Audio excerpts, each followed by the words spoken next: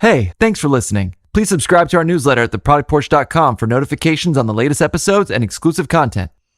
What I'm seeing now as a limiting factor is customer absorption capacity. Absorption. We have more information at a faster pace than we've ever had. Yep. Has your ability to absorb information increased? No. At all? Welcome to the Product Porch. Todd Blaquiere, Ryan Cantwell, and me, Joe Ghali. Today on the porch, we ask the question no one is asking in the age of AI. If AI allows us to build and release faster than ever, are customers able to keep up? Now settle in, folks, because on the Product Porch, every topic is a product topic. I knew what the last podcast was about when it started. When all I heard was, he does that every time. I knew exactly what y'all were talking about. I wasn't even there, but just editing it, I knew what was happening. Yes. And then Joe throws me under the bus. I mean, that's right out of the gate. And then I thought it was hilarious how Heidi threw shade at you, and she's never met you before. Yeah, seriously. I thought I got a good chuckle out of that. She even did it in her social media posts, like the aforementioned Todd Blaquiere. She's like, I know. she's the man, the myth, the legend. All right. She seems awesome. I can't wait to actually meet her. Well, gentlemen, I want to share a perspective that I have. I've been working on something recently, and I'm in the weeds on this. This is a problem I'm having. And if not every product organization is having this problem right now, okay. I think they will. This is a contagion that's going to infect everyone. It's coming. Where were we watching 28 Days Later? Yeah, exactly. The zombie apocalypse has started at my organization. So let me describe it. So for most of my career, and maybe for most of yours, the most common problem that I've had is we can't code fast enough. We can't develop fast enough. The product organization always has a backlog of ideas crafted that they're trying to get to market, and a team of 8 engineers that were just pushing and pushing to be faster. But that is not the problem that I'm having anymore. That constraint seems to be either gone or dramatically reduced by the proliferation of AI. Mm-hmm. What I'm seeing now as a limiting factor is customer absorption capacity. Absorption. How CAC. fast? CAC, but the bad kind of CAC. Actually, you have a CAC problem. Wait, but that's different kind of CAC problem. Acquisition cost. This is a different kind of customer CAC. Absorption capacity. I'm going to pick something different so I can get a better acronym. But this is the problem I'm seeing. And especially in B2B software, there is only so much new that customers can expect. Now, I'll say I don't think that's a brand new problem. I just think that was a very rare problem. And I think now it's becoming a very common problem where the customers just can't intake this much new stuff. And I think the symptoms of that you see that people might recognize is if you're looking at features have been shipped, but they're not being used. We're shipping features. Product managers spent a lot of time doing discovery on this one. They validated it. They're saying, hey, the beta was successful. It decreased cost or increased efficiency or whatever it is. But we're not seeing the adoption. And enablement is lagging releases. Like we're just releasing and we can't keep up with the enablement content for our current customers or for prospects. And sales can't explain what's new.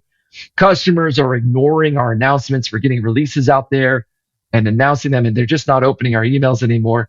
It's innovation fatigue. Innovation fatigue. So let's unpack a couple of things. We all know the classic market research around percentage of products that fail. And we talk a lot about why products fail. I think the three of us, when we were trainers and consultants, we talked about the high failure rate. And we've always centered around, we never really understood. The reason why there was a high failure rate was because of not understanding the customer problem. Mm-hmm. Or perhaps we weren't doing enough market research. I do recall, though, in our notes, we talked about our customers weren't ready. Like just because it's ready doesn't mean they're ready to consume it, right? So we've always known that one of the contributing factors to a high failure rate was the third one, which I just said, which is the customers weren't ready for it, right? When you look at those three causations of failure, Todd, are you now saying instead of 1 and 2 being the primary driver of that failure, it's now flipped and number 3 is now moved up to number 1 in the B2B space? Is that what you're saying? Well, I think what we used to believe and what the primary culprit used to be is discovery. And we would say, we just don't have time for it. We just don't have time for discovery. Let's release faster, let's release faster, and let's not confirm and validate that we have the right problem, the right solution. I can tell you at our organization where we spike is our ability to identify the right problems and the right solutions. And so now, even when you have a strong discovery engine, you still can't change that constraint on the other side of the fence, which is how fast can a customer even adopt and learn this thing and accept this new thing? What I'm saying is, if customers can't absorb change, then more output doesn't create value. Yeah, it's like your sponge is full and you're spraying it with more water and it just can't go anywhere, right? Yeah. Yeah. It can't, didn't take it anymore. And it's more prevalent. It can still happen in B2C, but you're saying it's more problematic in B2B versus B2C. Well, so first off, my career is in B2B, right? I'm not in B2C. Okay. So I'm making a judgment. But I just read this morning, and there's a lot of theories and ideas on how to solve this problem without ever actually framing this problem. A very common product management mistake, right? Yeah. I see it on LinkedIn. There's a lot of things out there. And one of the ones that I saw was someone talking about the speed of engineering and development. And the response being, just test more in the wild. Just test more in the wild. And I think that's an easy thing to say in the B2C world, or easier to say in the B2C world than it is in B2B. And this is especially depending on your industry. In healthcare, testing in the wild isn't always an option, and certainly not at that pace. And under your absorption question, Todd, though, testing in the wild doesn't fix anything. Because you could have, like you said, a list of a million well-tested problems that you should do. But if the customer can't accept them, they're useless to you. It's irrelevant. You can't solve this problem with greater discovery. You're shooting a fire hose at a paper cup. Yes, a fire hose and a paper cup. I love that analogy. So I want to talk about some real reasons this can happen, because I think it can come from multiple directions. I'm going to run through a few, and I want you guys to add to it or react to what I'm going to put forward here. The first kind of absorption problem would happen when they're still learning what you gave them last, and they can't accept this thing. So there's a mismatch. Another kind would be you've thrown too many things at them at once. Yeah.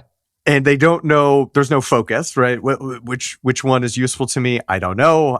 I don't have time to go explore them all. I'm going to add to your list. Keep going. Yep. There's also, you got to keep in mind that your product is a small part of their world. Yes. They have a full world outside of that. And so there are other things on their side of the business that could be distracting. We had a great example in our industry in Q3. In Q3 of last year, people were prepping for the new Hope tool coming out in October. The Hope tool, I love that it was called Hope, by the way, put a lot more restrictions and regulations on hospice and increased the amount of documentation they needed, which is so hopeful. The most hopeful thing, more red tape. I hope I have more red tape. That created a flow of different systems and practices that hospice had to put in place, and they're focused on that. Right. And if your solution isn't bringing that in that moment, they don't care. So there's always things happening on the other side too that have nothing to do with your product. Yeah. So distraction being another one that causes the absorption problem. What else? Because that's a poorly timed release, right? Like if you could perfectly time a release to someone, it would be in the moment they have time, the moment they have mental capacity to learn something new, and a need present for that thing. Like, man, They're you hit feeling that, the pain. you got full on adoption every time you release something. That's it. Yeah, to meet them at that point in time, it would be right. perfect. What you're saying is, all things created equal, we're asking for a larger slice of that mental capacity because it's noisy in their world. And right now, because of the noise, we can't, kind of to Ryan's expression, it's like their brains can only handle so much. I like what you're doing here and clarifying this, because like, let's clarify what we're talking about. When I'm saying releasing, I'm really talking about a new feature. Yep. So a major new feature, or something that is a meaningful change in the user experience. So this is change management. And that's what I was going to say, Ryan. The other side of this, we are talking about the customer side, and we should talk about our side of this. The company side of this is our operational readiness. How ready are we to support customers in this change? Where I'd like to go from this, and maybe y'all have thoughts.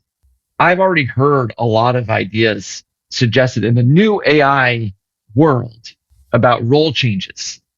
And like, as we're defining the problem, if we haven't defined it well enough, let's keep going.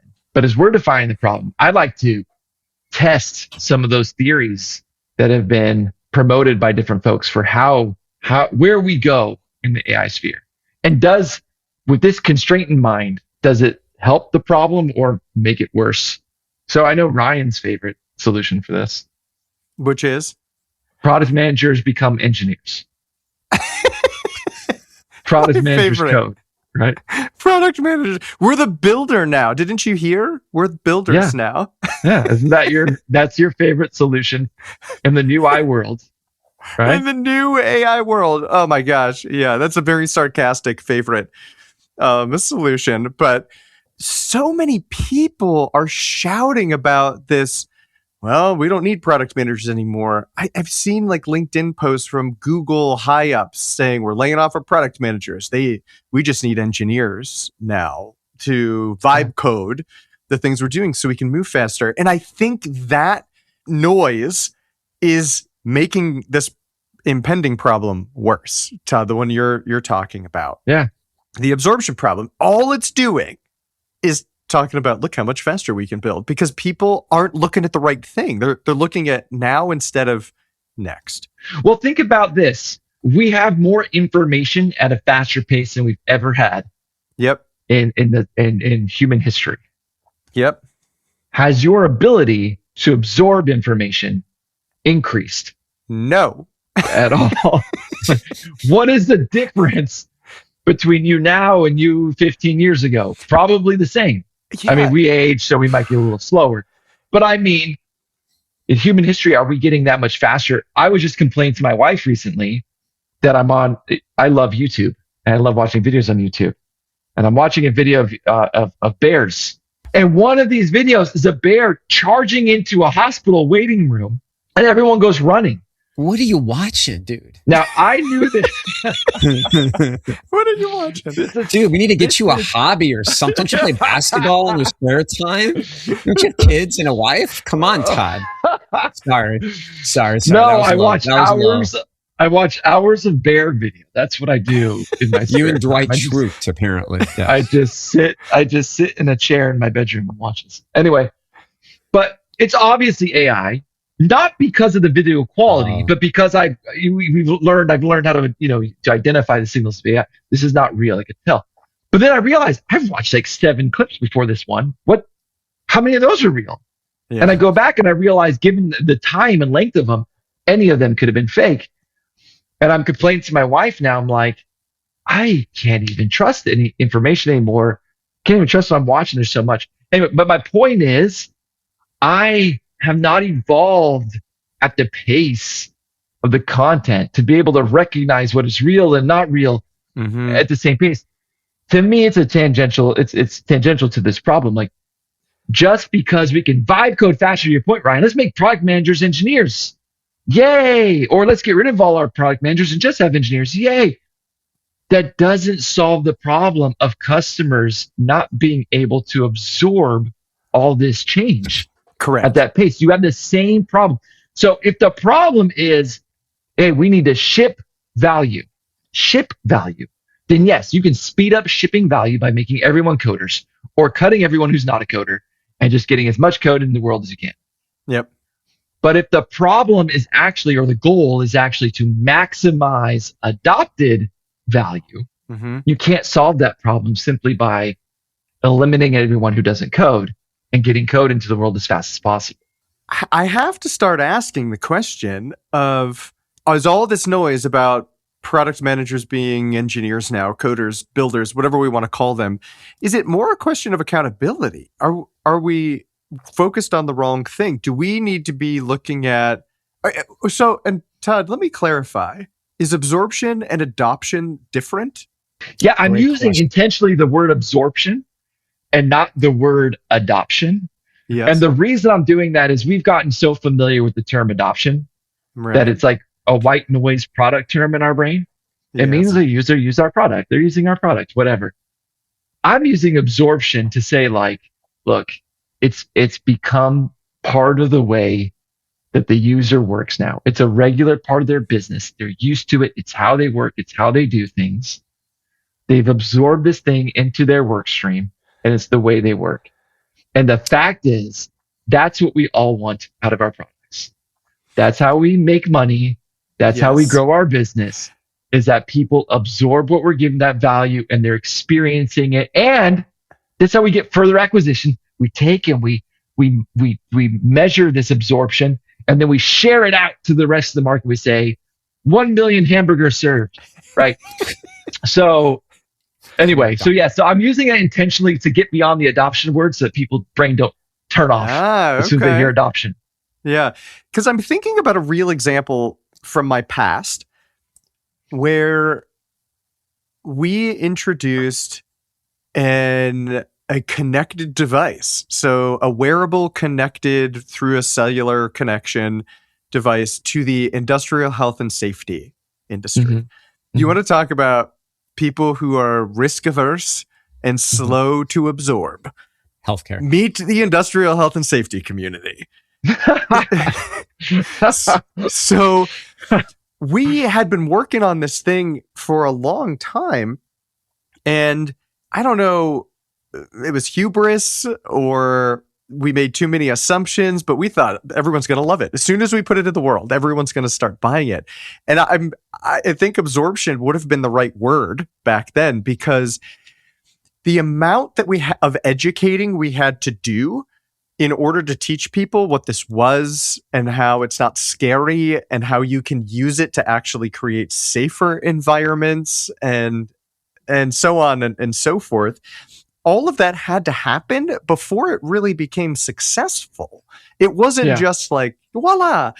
So yeah, how does that sound like absorption to you, Todd? Yeah, I would agree with that, right? To me, it's, when you were saying that, it conjured the image of me being in class when I was in chemistry, a class that I despised. All the information was being given to me, and I was doing the labs, I was doing the work. I was adopting the templates they gave, and then I would not do well on tests because I absorbed none of the information. It just was not absorbing into my head. Yeah. And so as you were describing that, that's what I was thinking of. And I'm like, yeah, that's a customer absorption problem. Yeah, I was thinking about this. I think it's an empathy problem. Oh, say more. Okay, so we have been taught if we want successful product, we got to empathize with the user. We've got to understand. We've got to know. We got to understand the as-is. We've got to understand what we could deliver. What could we deliver? What could we deliver to help them overcome that pain point? Now it's becoming more complex because, to your point, Ryan, not only do we have to think about how can we make their life easier, meaning a process or a function, we now have to also think about how do we ensure that they're going to use it, that they're aware of it, they can see the value in it, that they're ready for it. And I think to a certain extent, we acknowledge that through operational readiness. Like we touched on it a little bit. Like it was a footnote. Like, don't forget, you've got to train. Like, you have operational readiness. We've used the term operational readiness. But that was maybe a small percentage of where our brain was focused on as a product manager. Now it's almost maybe 50-50 where we're not only just thinking about the value, like solving the problem for the customer, but we also have to equally allow more thought and empathy around how do we ensure they know and have the mental space to absorb, consume, and adopt this new way of this new process. And you know what's funny about that? I could hear people saying, well, Joe, that's always been important. Product managers should have always cared about that. But here's the thing. So I mapped this with my team. I sat my team down and mapped. I realized I had a problem and we mapped out a journey.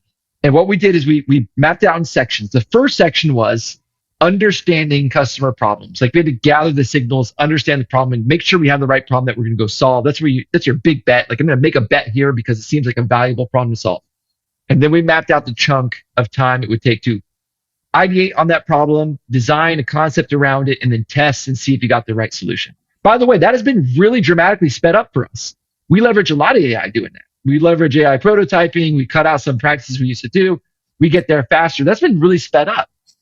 The problem part, by the way, not as much. There's still a lot of talking that has to happen there. Then the next part was development. And it was teeny tiny. It was a small little bar on all these things. You had this problem, this ideation, validation, this little window of refinement, and then this tiny little bar of development and testing. Things that used to take 2 months are now taking less than a sprint. And so then what came after that? Well, then if you're in a feature that requires some beta testing, you got a whole beta period, right? And while your beta period, you're launch planning and you're measuring that. And then you have your actual launch and your adoption campaigns and activities. And those bars much longer. And so we had this huge section at the front end that's all about discovery and testing and validation, design and validation. This huge section at the back half that's all about beta and launch planning and campaigning, adoption campaigns. And this little bar in the middle where we actually developed it.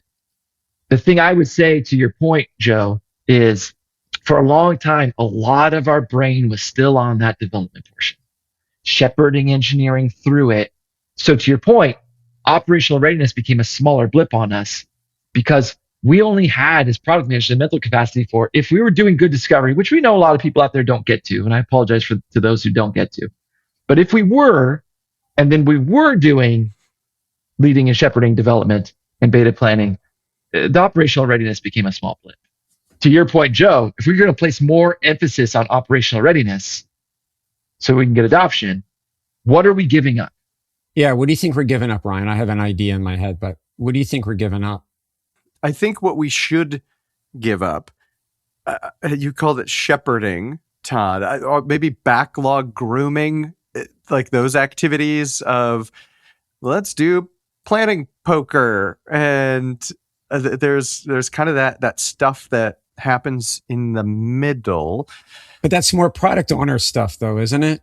Well, if you have a product owner. Todd, you guys don't have product owners, right? Well, I'm just going to jump in right here. I was going to say this for a little bit later. I was going to ask the question. Okay. Because we need to talk about the shift in roles. What roles are shifting? What is changing here?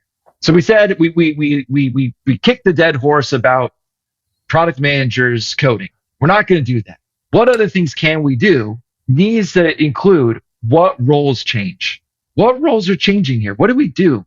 Actually, so it's a well-timed question because in the last 2 months, I've had 2 former UX designers and leaders reach out to me asking me what I thought of them becoming product managers because their roles are getting eliminated. And if we think about using vibe coding tools for rapid prototyping and getting feedback, using tools like Lovable and Bolt, their roles are getting squeezed. So I think one part of it is, I think you're going to see a melting of the PM UX role because the PM is doing more of the UX research because they have the tools in their toolbox. But I also think there's also a convergence between the product manager and the marketing manager in terms of getting the operational readiness piece of it. I think those worlds are merging.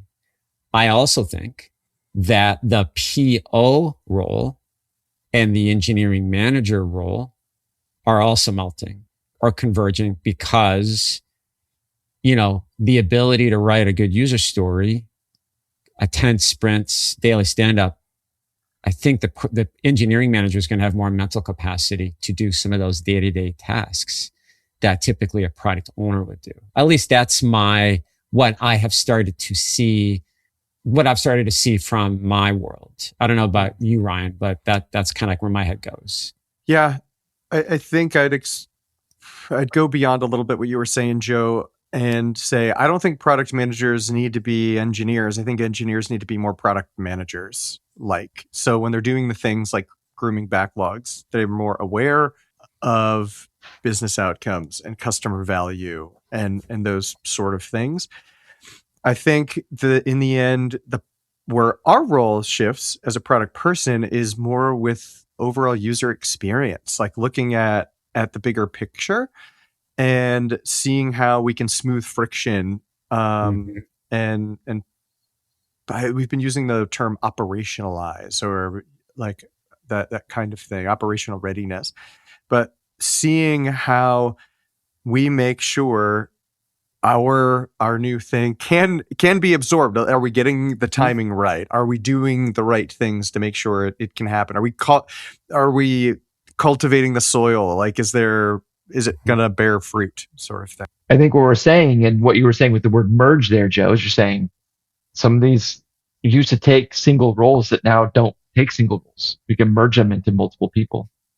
I think there's a lot of things that an engineer can do that don't really need a lot of product oversight. Yeah. Especially when you're talking about internal enablement and even some low-level customer enhancements and things. These can be done without much product and design involved. What we're doing at our company is we're having them grab things from a Kanban, check with product to make sure we're okay to move forward on it, and then going through that and then reviewing it with product and design. Largely running that themselves. Backlog management and grooming, a lot of that can just be handled by engineers, which means, unfortunately, engineers are going to spend more time in story writing, and your testers, you don't want them to hate you. Product managers have lived with testers hating them because they wrote bad stories. You're going to have to live that life. And you're going to have to live some of the documentation life. I think engineers are just going to have to take that stuff on that they've largely been able to avoid, because just like a salesperson, all we want them doing is selling. Engineer, all we want them to do is code. Sorry, engineers, you may have to spend more time in some documentation. That's just reality. But they can take a lot of other stuff and continue to get value without having to make a big bet. But then I think for a product manager, they're now going to have to spend their time focus on two primary things. Do we build what's the right thing to build that's going to get that customer absorption? And two, how do we get it? Yeah. It's almost like adding an element of our research. So instead of just, do we have the right problem? The question we need to answer is, do we have the right problem at the right time so it can be absorbed? Are we creating the right conditions? Bingo. Like, we're adding that to our accountability. But I'll say this, what I better not ever hear is someone complain about tech debt. Right? Because everyone complains about tech debt. If we're able to deliver faster, we should be able in a calendar year to knock out our tech debt and stay current to it. Like when we talk about where do we redirect that energy, our systems better be like Fort Knox. Joe, and I would argue, I better not hear about another data, whatever you call it, like a data breach. I better not hear about a cybersecurity incident. Like, if we're saying this is our reality, then there is no excuse. Joe, I would argue as well that the acceleration of development is actually creating more technical debt than we've ever had before. I love that. Because yes, you're accelerating your technical debt. That's right. Because the more you deliver, the more risk you're taking. But that's a place I think you can put the energy. And maybe I would say, do you put it on before or after, proactive, reactive? There's an argument for both. And maybe it's just, if we have that bandwidth, it just means that we can manage the tech debt better. Maybe it's not necessarily that we try to avoid tech debt, but maybe it's that we have the time and to manage it back in. So here's the ultimate philosopher's question. Is all the extra tech that we're creating by accelerating our development cycle balanced perfectly by the time we would have to spend cleaning it up? Is it a perfect equal and opposite reaction? We're going to get into like Newton's laws of physics. I don't or think something. so. Okay. I don't actually think so. I mean, well, first off, we could be really complex if we wanted to here, complicated if we wanted to here, create some real rules about what tech data we're talking about, blah, blah, blah, blah. We can go back and forth on that forever. I think it's more about when we're saying tech debt, it's as long as we're well constructing our architecture, I think that's what we're talking about. Yeah. Outside of that, no, I mean, it's easier to fix bugs than to create a solution that doesn't have bugs. I agree with you. But what we also have to be aware of, right? I'm thinking about it. We're delivering value faster. We have to be equipped to react faster to customer feedback. So we've been talking about the discovery and the innovation piece of it, right? And we're talking about operational readiness, all important things because we're thinking about the big new thing. Where we just talked about technical debt, we should be a well-oiled machine. We should be able to pay that down or keep up with it. But if we're now enabling ourselves to deliver faster and we're getting our customers ready for it, conversely, we should also be ready for a heightened set of expectations from our customer base.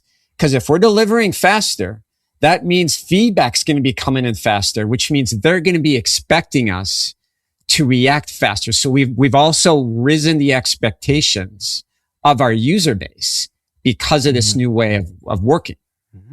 Like there's a lot of trade-offs to this. Yeah, because it could be a weird situation too. If we look back at Absorption, Joe, where you could be putting a lot out there and hearing nothing back. Well, that's actually a sign that you have an absorption problem. Exactly. When you hear crickets, it's telling you you're going too fast. So now let me tell you, so if we do that, whose job's at risk? Engineer, product manager, product owner, product marketing manager, UX designer.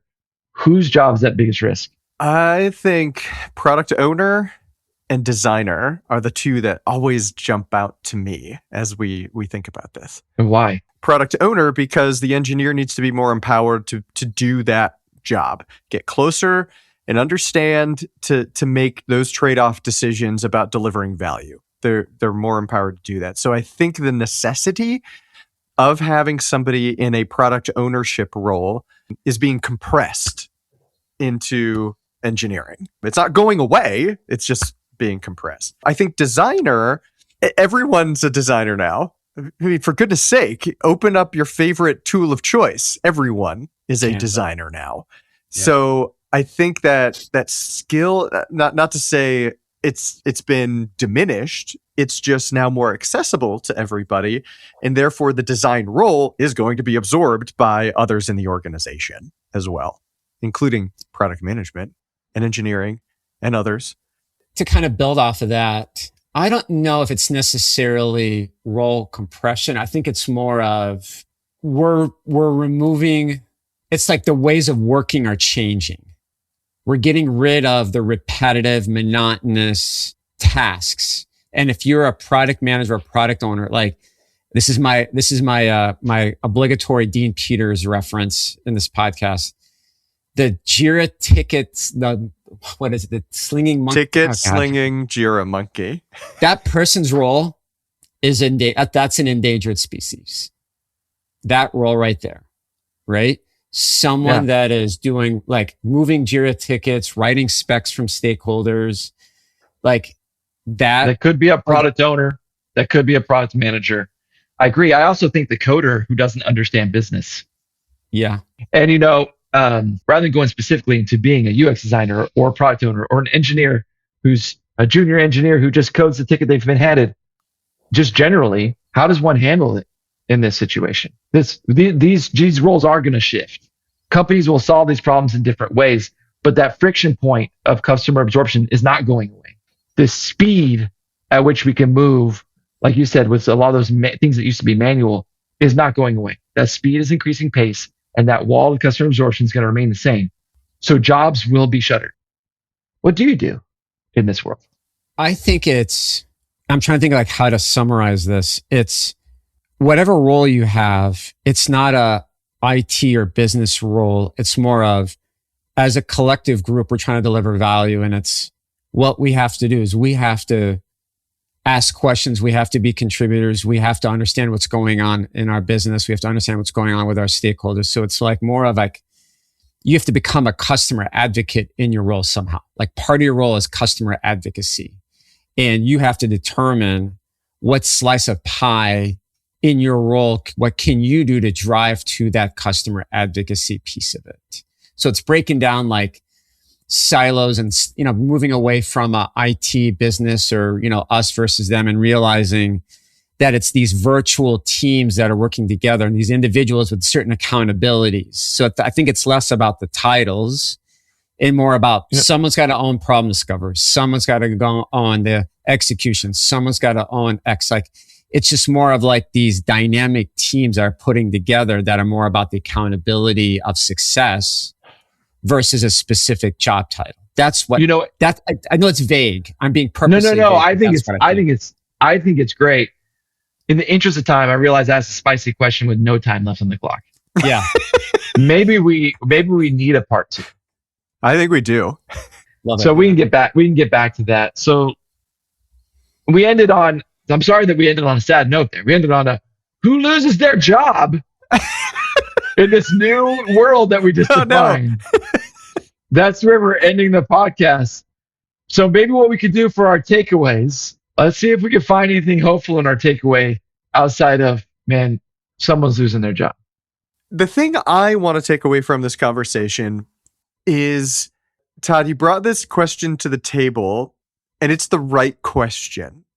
Everybody's like looking at the ground, their heads down, looking at the ground, asking, what is AI going to do for me today? And not asking what the consequences of that are. You're asking about the consequence.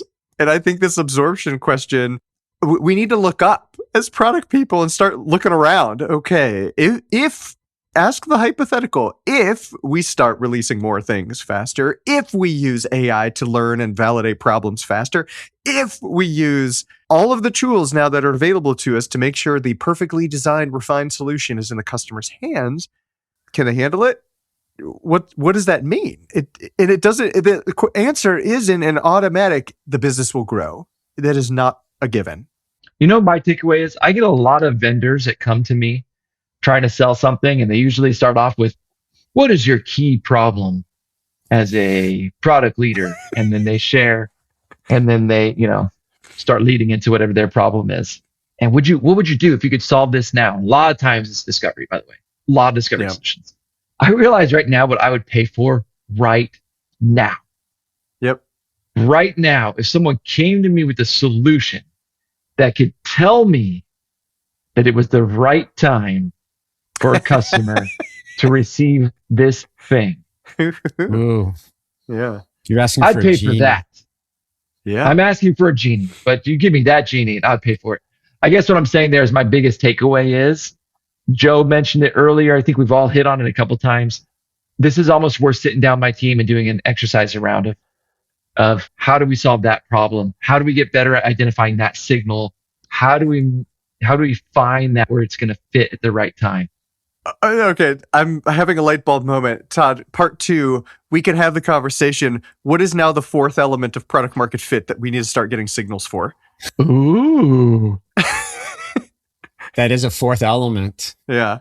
Okay, so my key takeaway is, as product managers, we have to understand that we are the decision engine in our organization. We've got to be really buttoned up on framing the problem, defining trade-offs, driving prioritization. And this new world we live in means we've got to be masters of stakeholder management. We've got to be bigger and better with regards to influence and storytelling.